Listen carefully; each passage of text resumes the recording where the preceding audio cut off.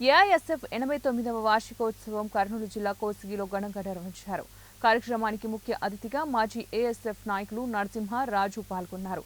జెండా ఊపి ఆవిష్కరించారు. ఈ సందర్భంగా మాట్లాడుతూ స్వాతంత్ర్యం మా జన్మ హక్కు అంటూ స్వతంత్ర స్వగ్రామంలో పాల్గొన్న ఏకైక విద్యార్థి సంఘం ఏఎస్ఎఫ్ అని కొనియాడారు. భారతదేశానికి సంపూర్ణ స్వాతంత్ర్యం లక్ష్యంగా విద్యార్థులను చైతన్యం చేసిన విద్యార్థి సంఘం ఇది అని చెప్పేసి 1936 ఆగస్టు 12వ తారీఖున ఉత్తరప్రదేశ్ రాజధాని లక్నోలో ఏర్పడిందని అన్నారు. స్వాతంత్ర్యం అనంతరం విద్యార్థి సమస్యలపై ఎన్నో రాజీ లేని పోరాటాలు చేసిందని, అనంతరం ఏఐఎస్ఎఫ్ జిల్లా సహాయక కార్యదర్శి ఈరేష్ మాట్లాడుతూ ప్రస్తుతం కేంద్ర ప్రభుత్వం ప్రవేశపెట్టిన నూతన జాతీయ విద్యా విధానం పేరుతో మోడీ ప్రభుత్వం కొనసాగిస్తున్న విద్యా కషాయీకరణకు వ్యతిరేకంగా విద్యార్థులు పోరాడాలని పిలుపునిచ్చారు. ఎన్నో పోరాటాలు, త్యాగాల ఫలితంగానే సాధించుకున్నటువంటి స్వతంత్ర దేశంలో విద్య, వైద్యం వ్యాపారంగా మారాయని, యువతకు ఉపాధి లేకుండా పోయిందని, దానివల్ల నిరుద్యోగం పెరిగిందని అన్నారు.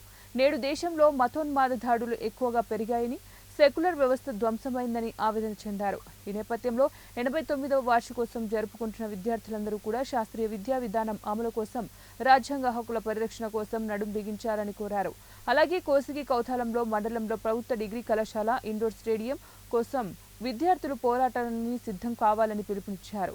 కార్యక్రమంలో విద్యార్థులు, నాయకులు తదితరులు పాల్గొన్నారు. సమరశీల ఉద్యమానికి విద్యార్థులు వాళ్ళ హక్కులను రక్షించుకోవడం కోసం ఈ ప్రైవేటీకరణకు వ్యతిరేకంగా ఎవరైతే విద్యని అంగడి సరుకుగా అమ్ముతారో వాళ్ళకి వ్యతిరేకంగా ప్రభుత్వ విద్య పరిరక్షణకై నిరంతరం విద్యార్థి నుంచే ఈ అవినీతి పరులకు వ్యతిరేకంగా పోరాడాలనే ఉద్దేశంతోనే ఈ ఏఎస్ఎఫ్ ఏర్పడి అప్పటి నుంచి ఇప్పటిదాకా ఏఎస్ఎఫ్ అంటే పోరాటాల ఉద్యమం, ఏఎస్ఎఫ్ అంటే నీతికి నిజాయితీకి నిదర్శనం. ఏఎస్ఎఫ్